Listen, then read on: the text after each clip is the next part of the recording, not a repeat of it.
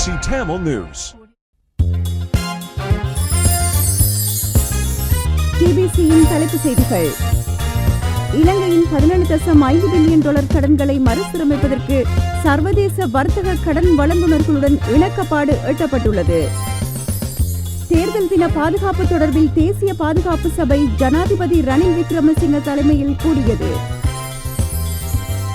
ஐரோப்பிய ஒன்றியத்தின் தேர்தல் கண்காணிப்பாளர்கள் அனைத்து மாவட்டங்களிலும் 32 குறுகிய கால தேர்தல் கண்காணிப்பாளர்களை கண்காணிப்பில் ஈடுபடுத்தியுள்ளனர். ஜனாதிபதி தேர்தல் தொடர்பில் இதுவரையில் தேர்தல்கள் ஆணைக்குழுவிற்கு 4945 முறைப்பாடுகள் கிடைக்கப்பெற்றுள்ளன.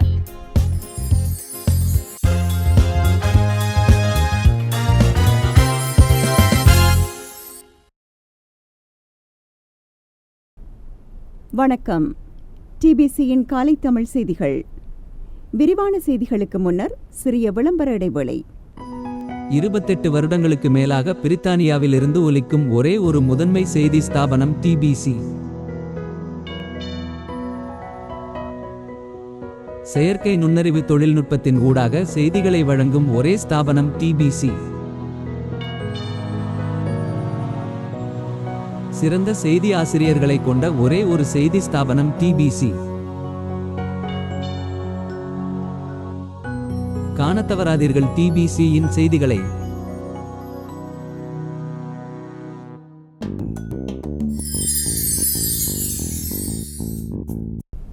இனி விரிவான செய்திகளை பார்ப்போம்.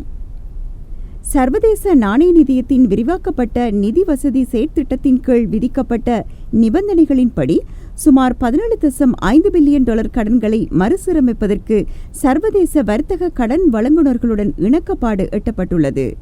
சீன அபிவிருத்தி வங்கியுடன் 3.3 பில்லியன் டாலர் பெறுமதியான கடன்களை மறுசீரமைப்பதற்கான இணக்கப்பாடு இலங்கையால் எட்டப்பட்டுள்ள நிலையில் சீன எக்ஸிம் வங்கி, உத்தியோகபூர்வ கடன் வழங்குநர்கள் குழு, வர்த்தக கடன் வழங்குநர்கள், சர்வதேச பிணை முறிதாரர்கள் ஆகியோருடன் ஏற்கனவே எட்டப்பட்ட இணக்கப்பாடுகளின் மூலம் இலங்கையால் சுமார் 17 பில்லியன் டாலர் பெறுமதியான கடன்களை மறுசீரமைக்க முடியும் என ஜனாதிபதி செயலகம் தெரிவித்துள்ளது. இதன் மூலம் வட்டி வீதங்களை குறைப்பதற்கும் நாட்டின் நிதியியல் கட்டமைப்பை உறுதிப்படுத்துவதற்கும் முடியும் என ஜனாதிபதி செயலகம் எதிர்பார்ப்பு வெளியிட்டுள்ளது. ஏற்கனவே கடந்த ஜூன் மாதம் 21ஆம் திகதி முதல் ஜூலை மாதம் 2ஆம் திகதி வரையான காலப்பகுதியில் அரசாங்கம் சர்வதேச பிணை முறிதாரர் குழுவுடன் மட்டுப்படுத்தப்பட்ட அளவிலான பேச்சுவார்த்தைகளை நடத்தியிருந்தது. இந்த பேச்சுவார்த்தைகளில் சட்ட மற்றும் நிதியியல் ஆலோசகர்கள், சம்பந்தப்பட்ட நிறுவனங்களின் பிரதிநிதிகளும் பங்கேற்றிருந்தனர். அதேபோன்று இலங்கையின் பிணை முறிதாரர்களில் 50% பிணைமுறிகளின் உரித்தாளர்களான 10 முக்கிய தரப்பினரை உள்ளடக்கியிருக்கும் சர்வதேச பிணைமுறிதாரர் குழுவின் நிர்வாகக் குழு கடந்த ஜூன் 27-28ஆம் திகதிகளில் பாரிஸில் கலந்துரையாடல் ஒன்றை நடத்தியிருந்தது.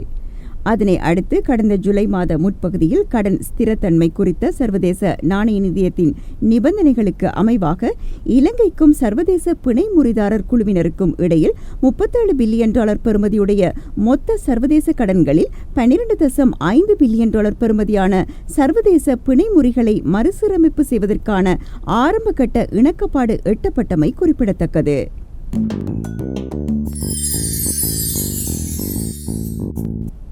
தேர்தல் தின பாதுகாப்பு தொடர்பில் தேசிய பாதுகாப்பு சபை நேற்று ஜனாதிபதி ரணில் விக்ரமசிங்க தலைமையில் ஜனாதிபதி அலுவலகத்தில் கூடியது. எதிர்வரும் 2024ஆம் ஆண்டு நடைபெறவுள்ள ஜனாதிபதி தேர்தலை சுதந்திரமான மற்றும் சுயாதீனமான தேர்தலாக நடத்துவதற்கு தேவையான பாதுகாப்பு ஏற்பாடுகளை மேற்கொள்வது தொடர்பில் கலந்துரையாடப்பட்டது.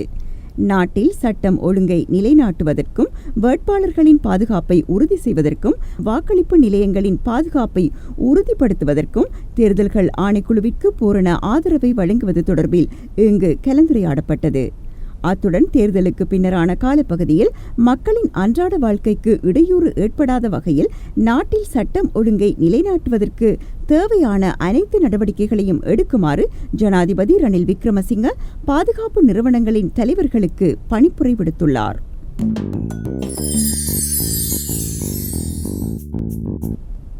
நள்ளிரவு முதல் அமலுக்கு வரும் வகையில் தொகுதி மட்டத்தில் நிறுவப்பட்டுள்ள அனைத்து வாக்களிப்பு அலுவலகங்களையும் அகற்றுவது அவசியம் என தேர்தல்கள் ஆணைக்குழுவின் தலைவர் RMAL ரத்நாயக்க தெரிவித்துள்ளார்.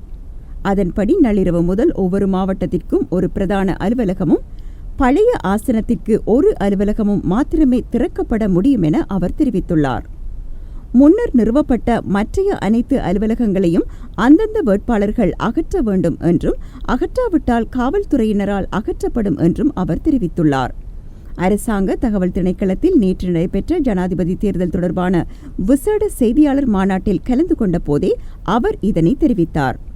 இதேவேளை ஜனாதிபதி தேர்தலுக்கான தபால் மூல வாக்குகள் எண்ணும் பணி மாலை 4:15 மணியளவில் ஆரம்பமாகும் என்றும் எண்ணி முடிக்கப்பட்ட பின்னர் உரிய முடிவுகளை ஊடகங்களுக்கு வழங்குவதற்கான அனைத்து ஏற்பாடுகளும் செய்யப்பட்டுள்ளதாகவும் அவர் தெரிவித்தார்.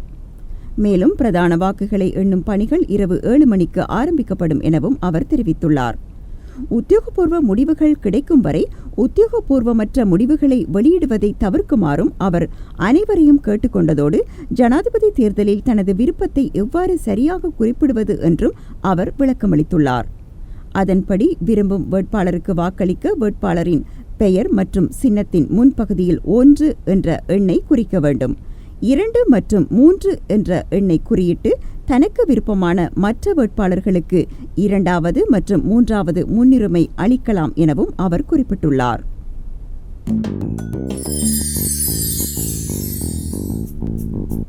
ஜனாதிபதி தேர்தல் தொடர்பில் இதுவரையில் தேர்தல்கள் ஆணைக்குழுவிற்கு 4945 முறைப்பாடுகள் கிடைக்கப்பெற்றுள்ளன.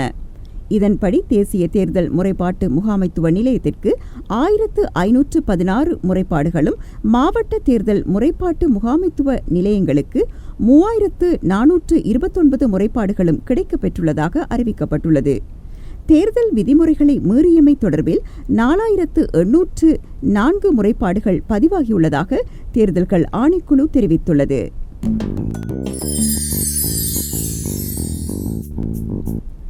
ஜனாதிபதி தேர்தல் தொடர்பில் சட்டவிரோத நடவடிக்கைகளில் ஈடுபட்ட 108 பேர் கைது செய்யப்பட்டுள்ளதாக போலீஸ் ஊடக பேச்சாளரும் பிரதி போலீஸ் மா அதிபருமான நிகால் தல்துவ தெரிவித்துள்ளார். ஜனாதிபதி தேர்தல் தொடர்பில் சட்டவிரோத நடவடிக்கைகளுக்கு பயன்படுத்தப்பட்டதாக கூறப்படும் 14 வாகனங்கள் போலீசாரால் கைப்பற்றப்பட்டுள்ளது. நாளை நடைபெறவுள்ள ஜனாதிபதி தேர்தல் தொடர்பில் போலீசாருக்கு 464 முறைப்பாடுகள் கிடைக்கப்பெற்றுள்ளன. அவற்றில் வன்முறை சம்பவங்கள் தொடர்பில் 48 முறைப்பாடுகளும் தேர்தல் சட்டத்தை மீறியமை தொடர்பில் 316 முறைப்பாடுகளும் அடங்குகின்றன. மேலும் நாடளாவிய ரீதியில் சட்டவிரோதமாக ஒட்டப்பட்ட 66,62,676 சுவரொட்டிகள் போலீசாரால் நீக்கப்பட்டுள்ளதுடன் 2,19,203 சுவரொட்டிகள் போலீஸ் பாதுகாப்பில் வைக்கப்பட்டுள்ளது. சட்டவிரோதமாக கட்டப்பட்ட 1609 பேனர்கள் போலீசாரால் நீக்கப்பட்டுள்ளதுடன் 1176 பேனர்கள் போலீஸ் பாதுகாப்பில் வைக்கப்பட்டுள்ளது. இதேவேளை சட்டவிரோதமாக கட்டப்பட்ட 1613 கட் அவுட்டுகள் போலீசாரால் நீக்கப்பட்டுள்ளதுடன் 1632 கட் அவுட்டுகள் போலீஸ் பாதுகாப்பில் வைக்கப்பட்டுள்ளதாக அவர் மேலும் தெரிவித்துள்ளார். இலங்கையில் ஜனாதிபதி தேர்தல் கண்காணிப்பில் ஈடுபட்டுள்ள ஐரோப்பிய ஒன்றியத்தின் தேர்தல் கண்காணிப்பாளர்கள் அனைத்து மாவட்டங்களிலும் 32 குறுகிய கால தேர்தல் கண்காணிப்பாளர்களை கண்காணிப்பில் ஈடுபடுத்தியுள்ளனர்.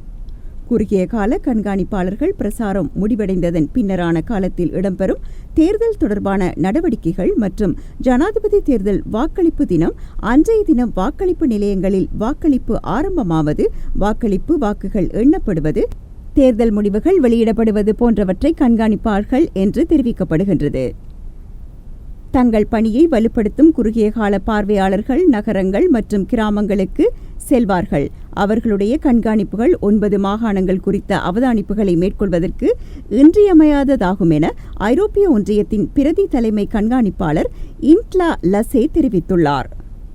ஐரோப்பிய ஒன்றியத்தின் குறுகிய கால கண்காணிப்பாளர்கள் 2 சர்வதேச குழுவாக செயற்படுவார்கள். அவர்கள் தங்கள் பணியை ஆரம்பிப்பதற்கு முன்னர் தேர்தல் திணைக்களத்தில் இடம்பெறவுள்ள செயற்பாடுகள் குறித்து நன்கு எடுத்துரைக்கப்பட்டுள்ளது. 26 கண்காணிப்பாளர்களை ஏற்கனவே கண்காணிப்பு பணிகளில் ஈடுபடுத்தியுள்ளோம். அவர்கள் ஆகஸ்ட் 29ஆம் தேதி முதல் இலங்கையின் அனைத்து மாகாணங்களிலும் தேர்தலுக்கான தயாரிப்பு நடவடிக்கைகள் மற்றும் தேர்தல் பிரசாரத்தை கண்காணித்தல் ஆகிய பணிகளில் ஈடுபட்டு வருகின்றனர்.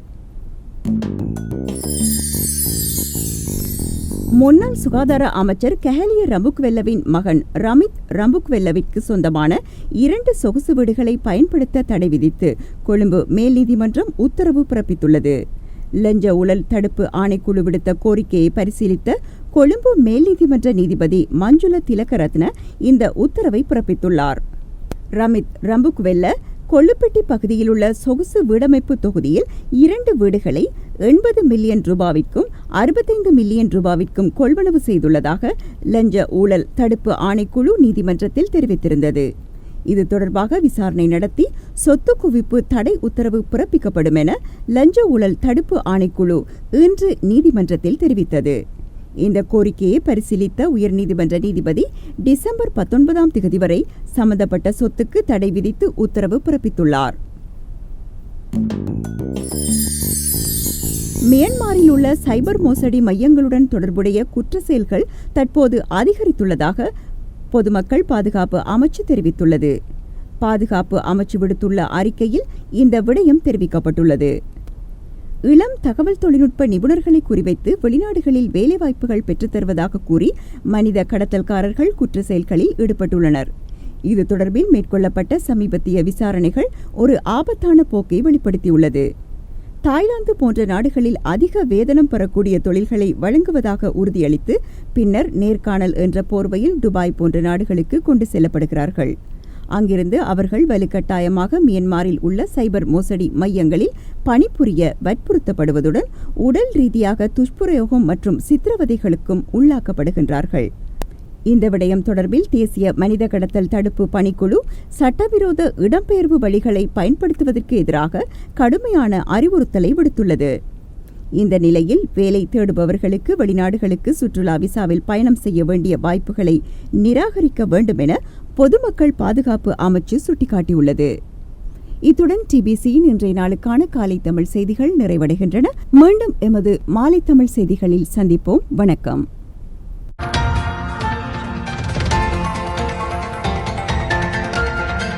TBC Tamil News.